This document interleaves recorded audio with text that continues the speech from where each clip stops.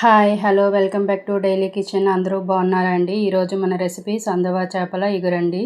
దీనికోసం అయితే నేను ముందుగా చేపల్ని వాటర్లో పసుపు సాల్ట్ వేసి క్లీన్ చేసి పక్కన పెట్టుకున్నానండి. తర్వాత స్టవ్ పై బాండీ పెట్టి అందులో ఆయిల్ వేసిన తర్వాత కొంచెం పసుపు వేసి చేపల్ని ఈ విధంగా కొంచెం లైట్గా వేపుకోవాలండి. ఎందుకంటే ఈ చేపలు కొంచెం స్మెల్ వస్తాయండి, అందుకోసమని లైట్గా వేపి పక్కకు తీసి పెట్టుకోండి. ఇప్పుడు అదే కళాయిలో మనం ముందుగా మిక్సీ పట్టుకున్న ఉల్లిపాయ పేస్ట్ అయితే వేసి తర్వాత కొంచెం కొత్తిమీర, కొంచెం కరివేపాకు యాడ్ చేసుకోండి. అవి కూడా కొంచెం వేగిన తర్వాత అల్లం వెల్లుల్లి పేస్ట్ వేసి కొంచెం సాల్ట్ వేసి పచ్చివాసన పోయేంత వరకు వేపుకోండి. తర్వాత ముందుగా మనం మిక్సీ పట్టుకున్న టమాటా ప్యూరీని కూడా యాడ్ చేసుకోవాలండి.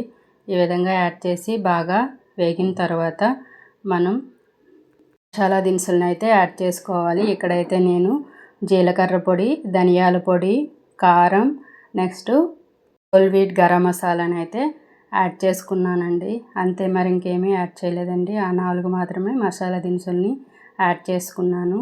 తర్వాత కొంచెం లైట్గా ఆయిల్ విడిచిపెడుతుంది చూసారా?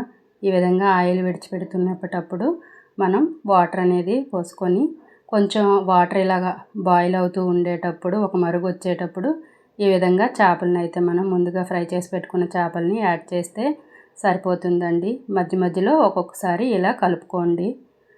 గరిట అయితే పెట్టకూడదు, ఈ విధంగా కలుపుకోండి. నాకైతే ఇక్కడ సాల్ట్ సరిపోలేదు, అందుకే మళ్ళీ సాల్ట్ కొంచెం యాడ్ చేసుకున్నాను.